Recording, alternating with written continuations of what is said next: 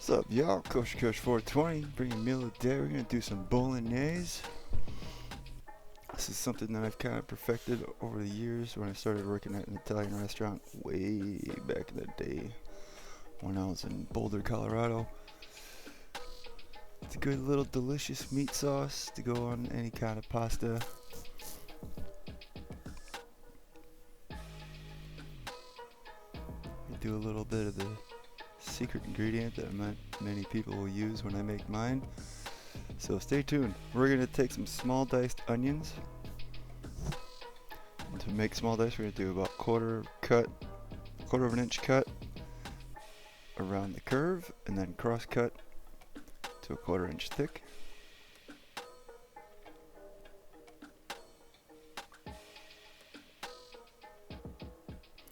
And when slicing, make sure that you're keeping your knife edge along your most outsticking finger.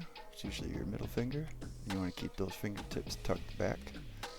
So then we're going to small dice some celery.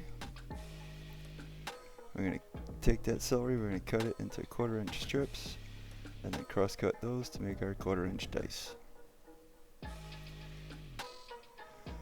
We hold all of our sticks together using our thumb and our ring finger, and guiding our knife back using our index and middle fingers.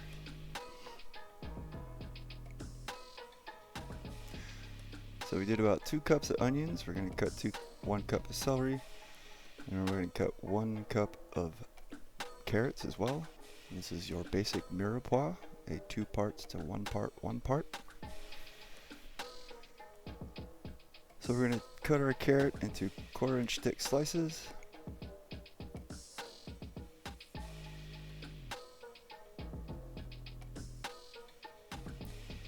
And then we're going to cut those slices into 1/4 inch strips.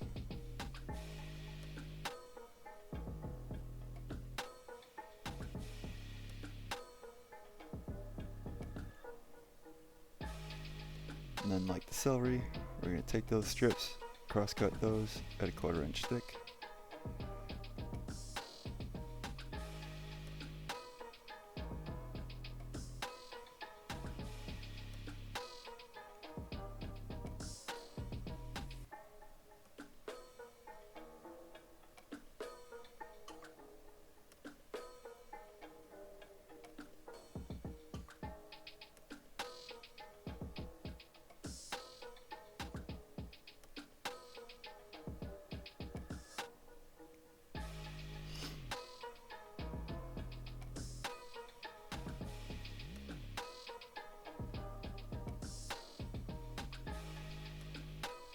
Then we're going to mince up some garlic, and to do that we're going to take some very, very thin slices throughout our clove.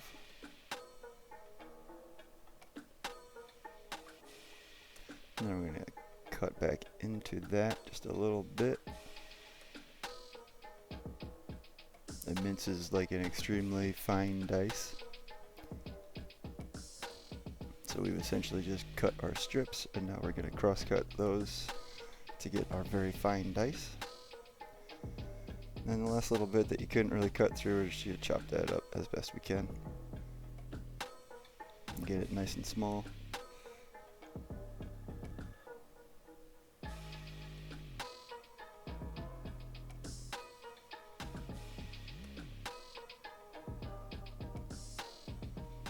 And we've minced up all of our garlic, we've got all of our vegetables cut.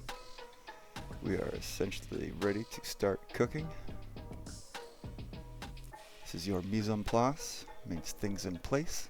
So we're going to take a nice large pot, get it hot with a little bit of oil. We start to sweat off our vegetables. So we're going to add our onions, and then our celery, and then our carrots.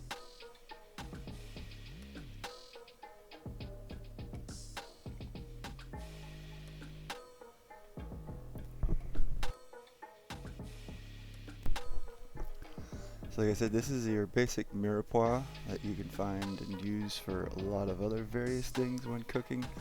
This is a good starter for soups and sauces and things. And it's usually always a 2 parts of onions, 1 part celery, 1 part carrots. So as you start to cook those and sweat those down, you start to see the onions get to be a little bit more translucent. Everything gets nice and shiny from their own juices cooking out.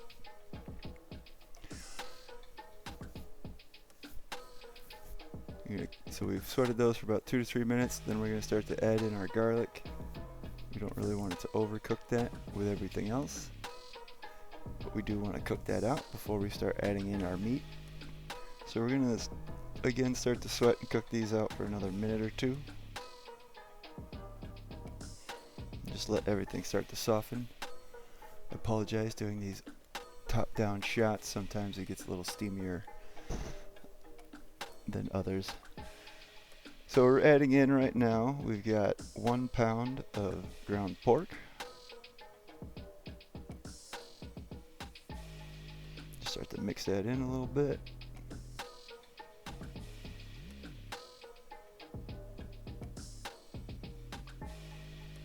Yeah, this is not like a smoke filter or something because I'm kosher kush. This is just steam. Then we add in our ground beef. And we've got a pound of ground lamb as well that we will be adding in. We're going to break up that brick. Start to mix that in.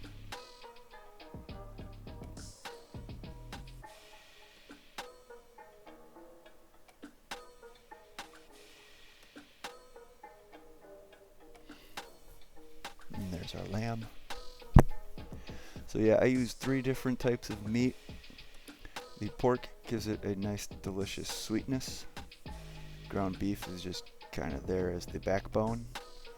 And the lamb gives it a nice earthy, gamey kind of flavor to add to the sauce as well.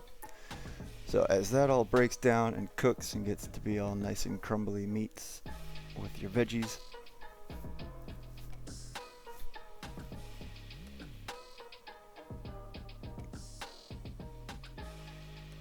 kind of left with a lot of fat from all that meat in there. We don't really want to cook with all that fat, so we're going to try to create a well and let it all collect in there so we can get it out.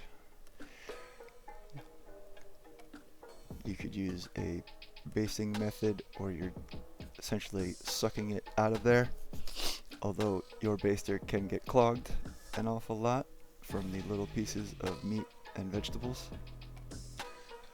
Another way would be to just dip a ladle down within the fat and scoop it out.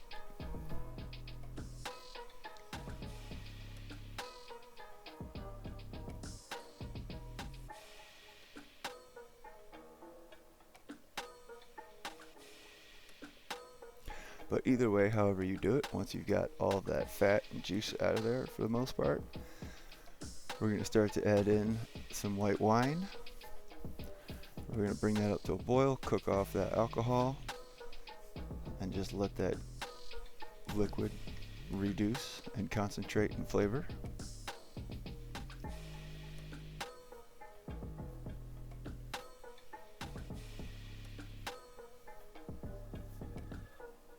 So like I said, we're going to form a little well again. We're just going to let all that kind of collect so it can boil away.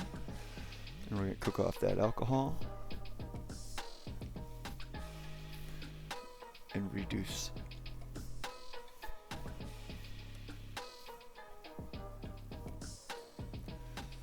And then we're going to add in some tomato paste.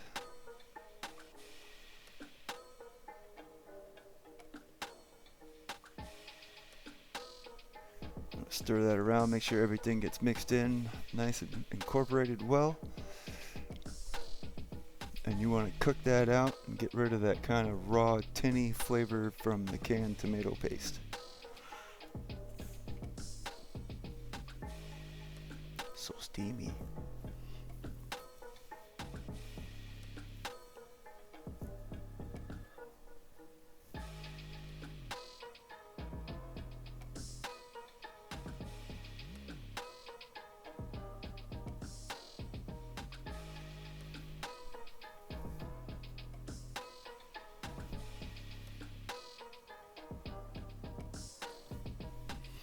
So you can see we are cooking that out. We've got all that nice delicious red flavor mixed in. We're going to add in a little bit of heavy cream and milk.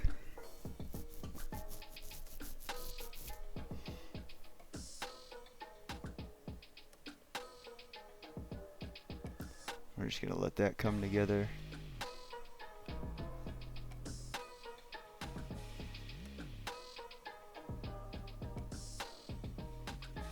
Bring it back up to a simmer.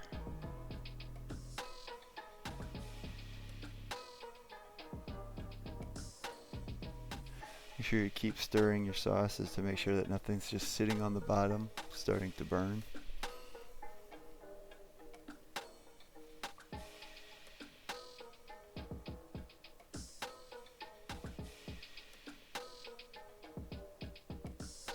You start to season it up with a little bit of pepper. We're throwing some salt.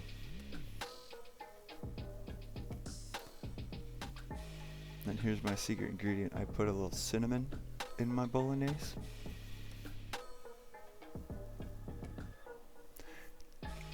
Just kind of builds a little bit more flavor into the sauce.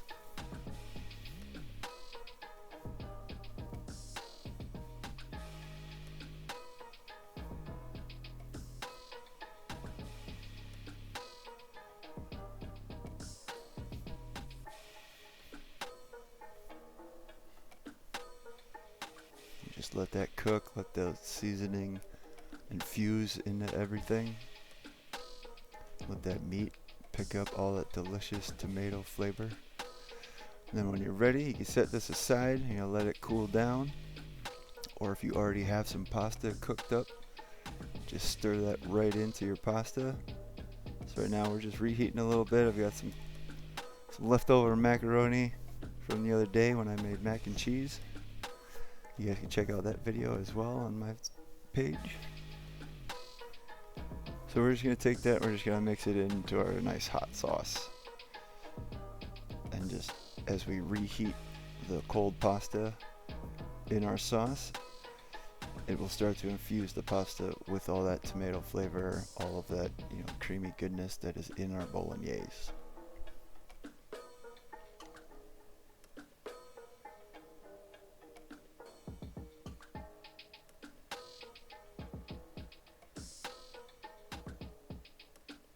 A lot of times when you're cooking any pasta dish, they do would recommend that you pull your pasta just a little bit early while it's still al dente and finish it off in whatever sauce to help infuse your pasta with some flavor. So we dish that out and we are good to go. Hope you guys enjoy.